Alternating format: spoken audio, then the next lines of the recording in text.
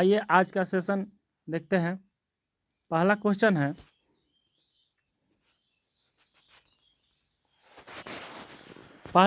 है, कि ऑस्ट्रेलिया में उष्णकटिबंधीय चक्रवातों को कहा जाता है। तो ऑस्ट्रेलिया में उष्णकटिबंधीय चक्रवातों को क्या कहा जाता है? तो ऑस्ट्रेलिया में उष्णकटिबंधीय चक्रवात को कहा जाता है, ऑप्शन ए में है टाइफून, ऑप्शन बी में पूर्वी लहरें, ऑप्शन सी में तूफान, ऑप्शन डी में विली विली। तो ऑस्ट्रेलिया में उष्णकटिबंधीय चक्रवात को विली विली कहा जाता है। ऑप्शन डी सही हो जाएगा, विली विली। विली विली इसका आंसर हो जाएगा। ऑस्ट्रेलिया में उष्णकटिबंधीय चक्रवात को विली विली कहा जाता है। ऑप्शन डी सही हो जाएगा। अगला क्वेश्चन देखते हैं। अगला क्वेश्चन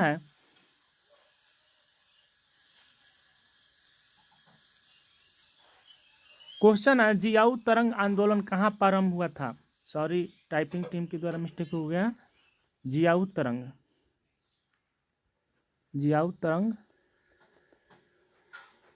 आंदोलन।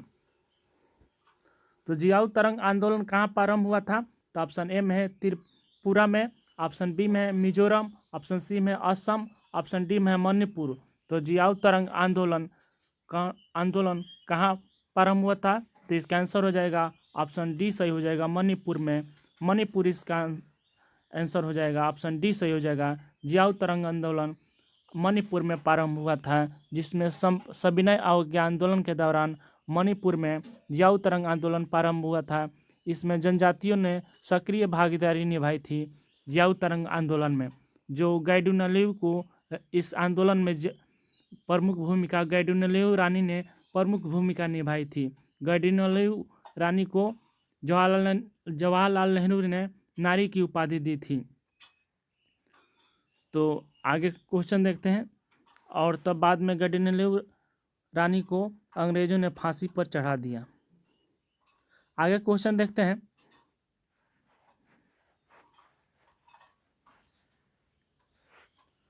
क्वेश्चन है, सुल्तानपुर पक्षी अभयारण्य किस राज्य में स्थित है? सुल्तानपुर पक्षी अभयारण्य किस राज्य में स्थित है?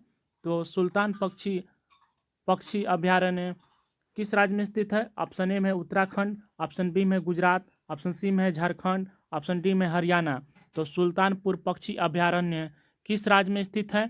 तो इसका आंसर हो जाएगा ऑप्शन डी सही हो जाएगा, हरियाणा। हरियाणा में स्थित है सुल्तानपुर पक्षी अभयारण्य, हरियाणा में स्थित है। ऑप्शन डी सही हो जाएगा, हरियाणा। जो सुल्तानपुर पक्षी अभयारण्य हरियाणा राज्य में स्थित है। ऑप्शन डी सही हो जाएगा, हरियाणा। अगला क्वेश्चन देखते हैं। अगला क्वेश्चन है भारत में हरित क्रांति में योगदान दिया है। तो कौन कौन से विषय है जो भारत में हरित क्रांति में योगदान दिया है? तो भारत में हरित क्रांति का योगदान का महत्वपूर्ण कौन कौन सा शब्द है?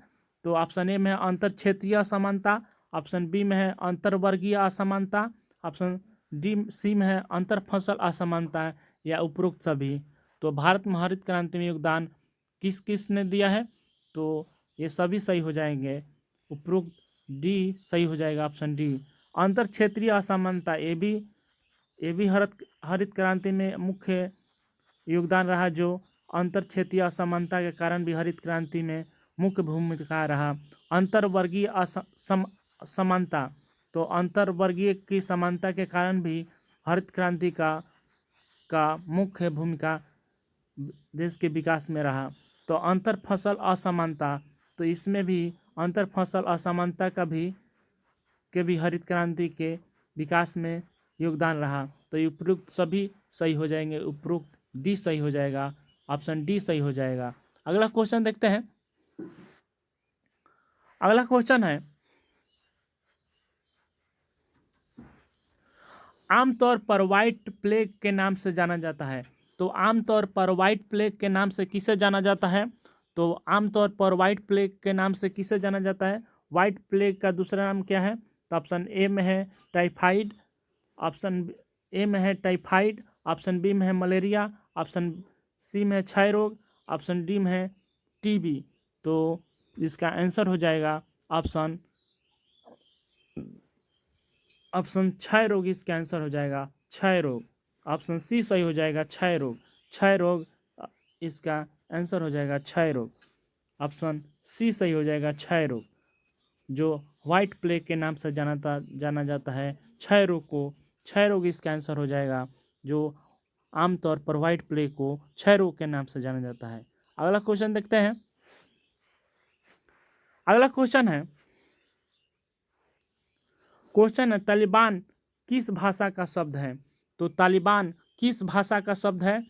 तो तालिबान किस भाषा का शब्द है? ऑप्शन ए में है अरबी, ऑप्शन बी में फारसी, आरसी नहीं होगा, फारसी होगा यहाँ पर, फारसी, ऑप्शन सी में उर्दू, ऑप्शन डी में पाश्तो।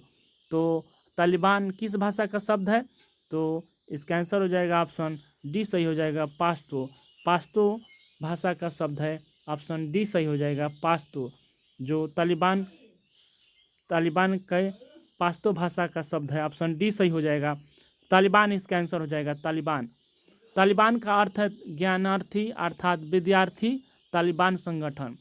तालिबान में मतलब महत्वपूर्ण भूमिका विद्यार्थियों के ही रहता है। यह एक कट्टर सुन्नी इस्लामिक होते हैं। तालिबानी जो एक कट्टर सुन्नी इस्लामिक होते हैं। तालिबान की शुरुआत 1990 के दशक में अफगानिस्तान में हुई थी।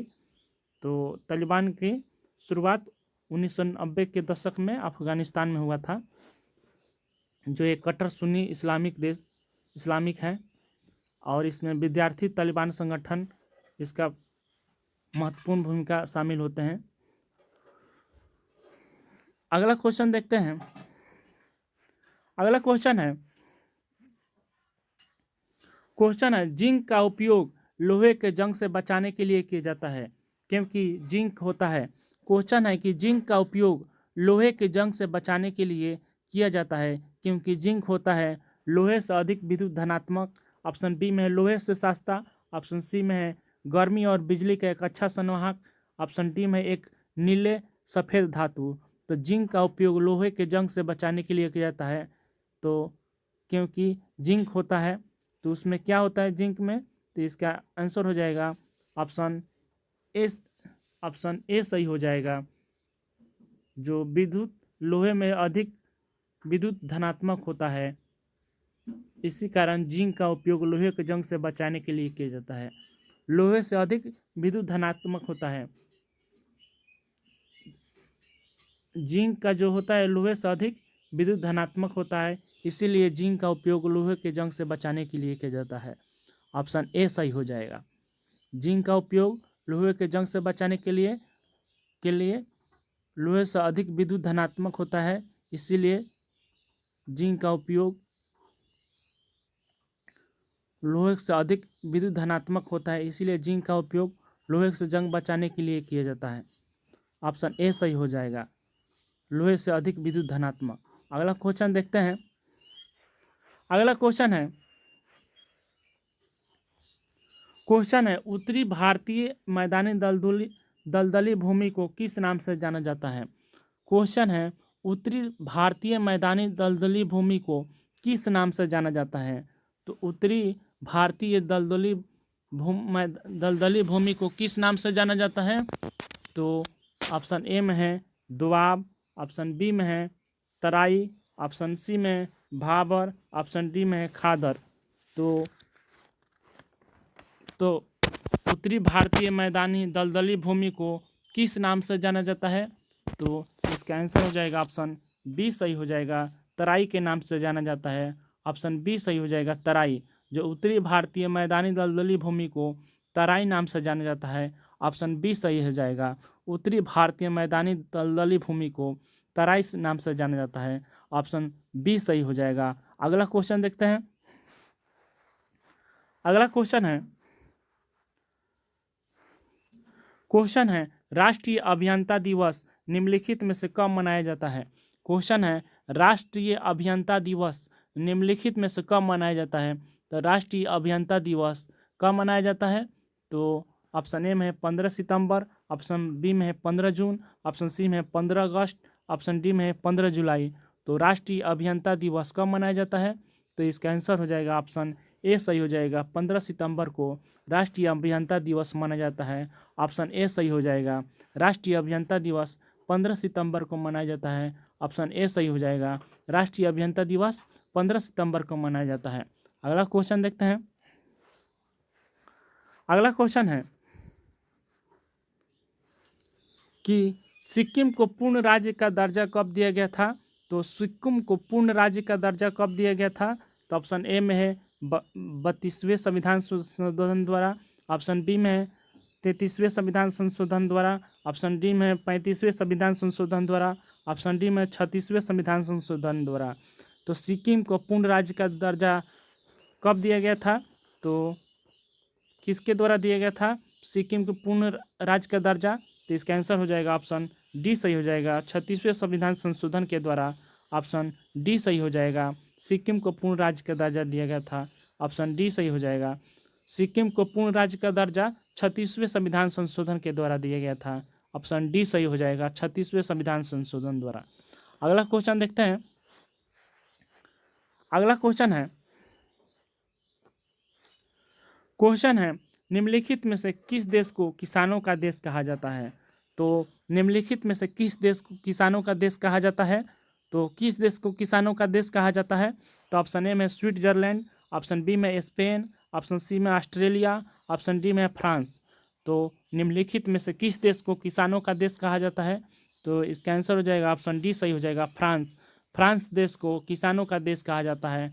ऑप्शन डी सही हो जाएगा, फ्रांस इसका आंसर हो जाएगा। फ्रांस देश को किसानों का देश कहा जाता है, जो एकमात्र यूरोप का कृषि प्रधान देश जो फ्रांस है, जो किसानों का देश कहा जाता है फ्रांस को। अगला क्वेश्चन देखते हैं।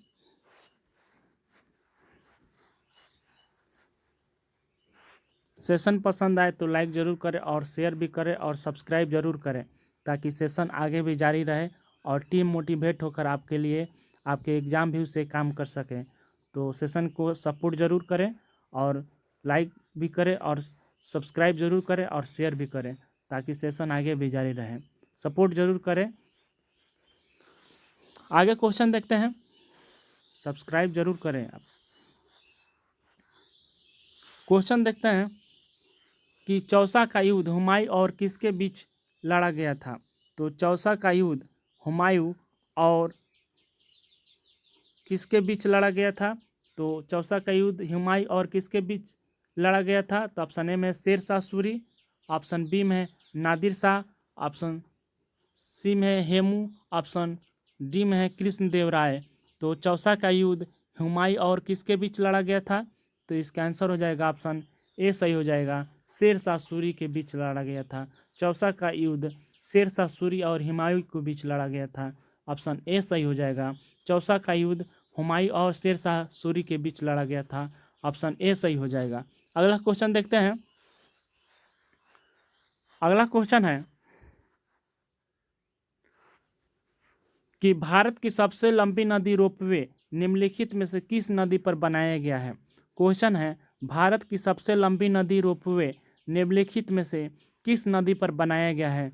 तो भारत की सबसे लंबी नदी रोपवे किस नदी पर बनाया गया है? तो ऑप्शन ए में है गंगा, ऑप्शन बी में है गोदावरी, ऑप्शन सी में है झेलम, ऑप्शन डी में है ब्रह्मपुत्र। भारत की सबसे लंबी नदी रोपवे किस नदी पर बनाया गया है? तो इसका आंसर हो जाएगा ऑप्शन डी सही हो जाएगा, ब्रह्मपुत्र इसका आंसर हो जाएगा। ब्रह्मपुत्र पर भारत की सबसे लंबी नदी रोपवे का बनाया गया है, ब्रह्मपुत्र नदी पर। ऑप्शन डी सही हो जाएगा, जो असम के गुवाहाटी में स्थित है, जो भारत की सबसे लंबी नदी रोपवे अब ब्रह्मपुत्र नदी पर बनाया गया है। अगला क्वेश्चन देखते हैं। अगला क्वेश्चन है गोल गुंबज भारत के किस राज्य में स्थित है? तो गोल गुंबज भारत के किस राज्य में स्थित है? गोल गुंबज भारत के किस राज्य में स्थित है?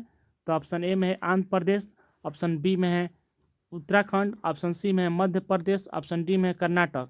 तो गोल गुंबज भारत के किस राज्य में स्थित है? तो गोल गुंबज भारत के कर्नाटक राज्य में स्थित है। ऑप्शन डी सही हो जाएगा, कर्नाटक इसका आंसर हो जाएगा। ऑप्शन डी सही हो जाएगा, कर्नाटक। जो गोल गुंबज भारत के कर्नाटक राज्य में स्थित है। ऑप्शन डी सही हो जाएगा, कर्नाटक।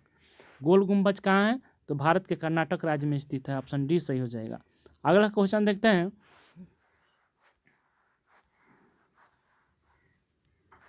क्वेश्चन है कि सलाल परियोजना निम्नलिखित में से किस नदी पर स्थित है। तो सलाल परियोजना निम्नलिखित में से किस नदी पर स्थित है। तो सलाल परियोजना किस नदी पर स्थित है। तो सलाल परियोजना किस नदी पर स्थित है। ऑप्शन ए में है चिनाब, ऑप्शन बी में सतलज, ऑप्शन सी में है कृष्णा, ऑप्शन डी में है गंगा। तो सलाल परियोजना किस नदी पर स्थित है। तो इसका आंसर हो जाएगा ऑप्शन ए सही हो जाएगा, चिनाब नदी पर स्थित है। ऑप्शन ए सही हो जाएगा चिनाब। जो सलाल परियोजना चिनाब नदी पर स्थित है, ऑप्शन ए सही हो जाएगा चिनाब चिनाब नदी पर सलाल परियोजना स्थित है, ऑप्शन ए सही हो जाएगा। अगला क्वेश्चन देखते हैं। अगला क्वेश्चन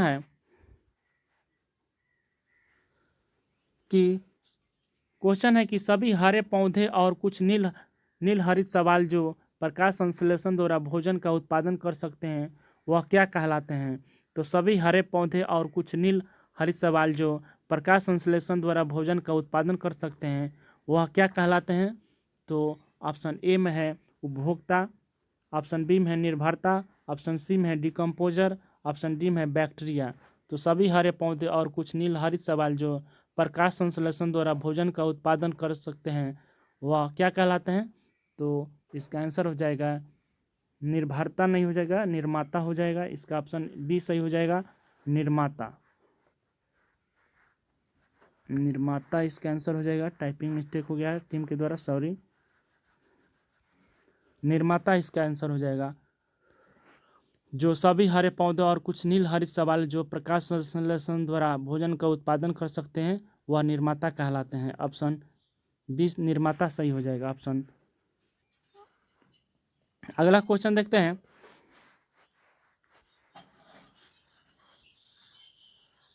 क्वेश्चन है कि पीके थुंगन समिति निम्नलिखित में से किससे संबंधित है।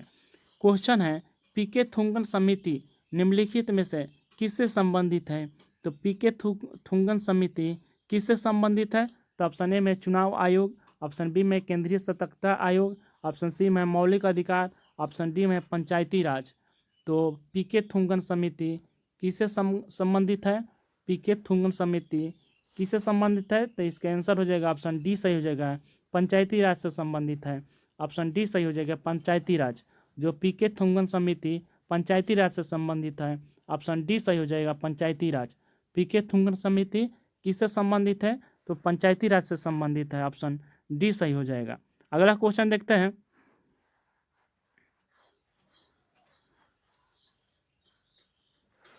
क्वेश्चन है जर्मन सिल्वर किसकी मिश्र धातु है। तो जर्मन सिल्वर किसकी मिश्र धातु है। तो जर्मन सिल्वर किसकी मिश्र धातु है। ऑप्शन ए में सोना और चांदी, ऑप्शन बी में तांबा और चांदी, ऑप्शन सी में तांबा और जास्ता और चांदी, ऑप्शन डी में तांबा जास्ता और निकल। तो जर्मन सिल्वर किसका मिश्र धातु है। तो इसका आंसर हो जाएगा ऑप्शन डी सही हो जाएगा, तांबा जास्ता और निकेल। तांबा जास्ता और निकेल का जर्मन सिल्वर मिश्र धातु है, ऑप्शन डी सही हो जाएगा, तांबा जास्ता निकेल। तांबा जास्ता निकेल ये याद रखना है हमेशा, तांबा जास्ता निकेल जो जर्मन सिल्वर का मिश्र धातु है। एग्जाम में भी क्वेश्चन है जो पूछ लेता है हर एग्जाम में, तांबा जास्ता और निकेल किसका मिश्र धातु है। जर्मन सिल्वर होता है। जर्मन सिल्वर किसका मिश्र धातु है। तो तांबा और जास्ता और निकेल का। अगला क्वेश्चन देखते हैं।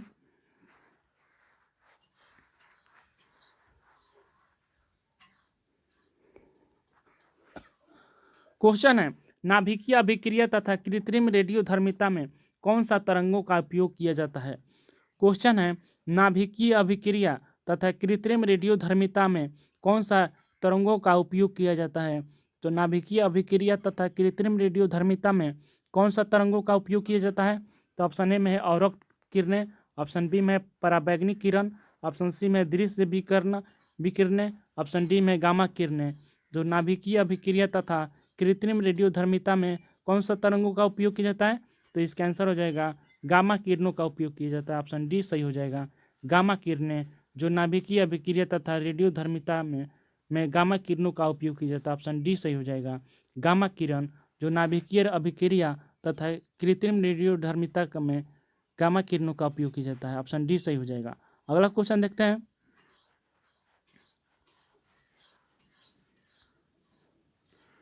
सेशन को पसंद आए तो लाइक ज़रूर करें और फॉलो भी करें और सब्सक्राइब ज़रूर करें और सपोर्ट भी करें, ताकि सेशन आगे भी जारी रहे और टीम मोटिवेट होकर आपके लिए और आपके एग्ज़ाम भी उससे काम कर सके। तो सेशन को सब्सक्राइब ज़रूर करें और फॉलो भी करें और लाइक ज़रूर करें और सपोर्ट भी करें। सब्सक्राइब ज़रूर करें और लाइक भी ज़रूर करें। Thank you.